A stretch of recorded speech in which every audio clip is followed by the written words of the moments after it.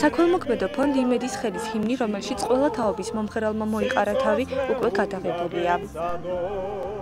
ძალიან სოლიდური თანხა ჯდება ოპერაციების ჩატარება, მკურნალობები და სხვადასხვა სახის მედიკამენტები, რის საშუალებაც მათ არ გააჩნიათ. ჩვენ სწორედ ამიტომ გადავწყვიტეთ ჩვენი ფონდისთვის დაწერილიყო ჰიმნი და შემდგომ გაკეთებულიყო, გადაგვიღო კლიპი. ჰიმნი დაიწერა მანჩოს სტუდიაში, ამ სტუდიოში, რომელიც მანჩოს სტუდიიდან დაწყებული ზემოწმული ყველა მომღერლის სით მოხდა ყველასი უჰონორად მონაწილეობა ამ საქმეში.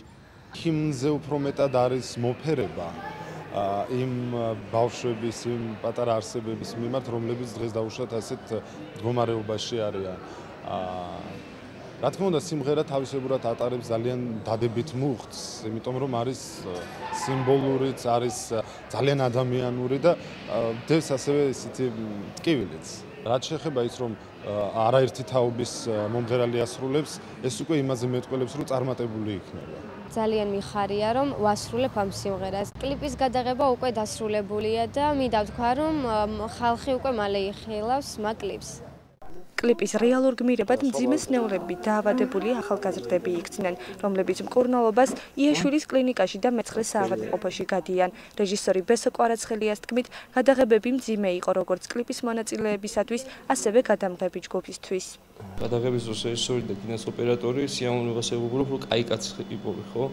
მაგრამ ძალიან მძიმე იყო მაგ შემთხვევაში, რომ უბრალოდ დაავადებული ბავშვები, ვისაც ეს გაკეთდა, მაგით კადრების არ იყო შემთხვევა, რომ კათეტერი ჰქონდა ბავშვს გაკეთებული და უბრალოდ თხოვეთ კადრის გადაღების დროს დაგვიხატეთ თქო რაღაც ხე და რაღაც რომ მონტაჟი გჭირდებოდა ის ბავშვი ხატავდა და მოხდა ისე რომ თქოს კათეტერში ის აღარ წვეთავდა თურმე და დედამისიონებმა შვილო ხელი გაასწორება აღარ წვეთავსო რა ანუ აღარ მოდისო ესა და დედამაცალეო ჭირდებათ და დამახატინე ბოლომდე უბრალოდ ძიმე იყო ძალიან მე პროფესიით რეჟისორი არ გახლავართ მომღერალი ვარ და სხვა შორის ჩემი ინიციატივა იყო პირადად რომ ეს გამეკეთებინა, იმიტომ რომ ეს იმდენად მტკივნეული თემაა, რომ მომღერლებს სხვანაირად მეტი არ შეგვეძლო რომ დავხმარებოდით. კლიპის მიზანი საზოგადოებისთვის დაავადებული ახალგაზრდების მდგომარეობის ჩვენება იყო. საქველმოქმედო ფონდი იმედის ხელი უკვე 1 წელია სხვადასხვა საქველმოქმედო აქციებს აწყობს. სამომავლოდ ფონდი დოკუმენტურ ფილმზე მუშაობას იწყებს.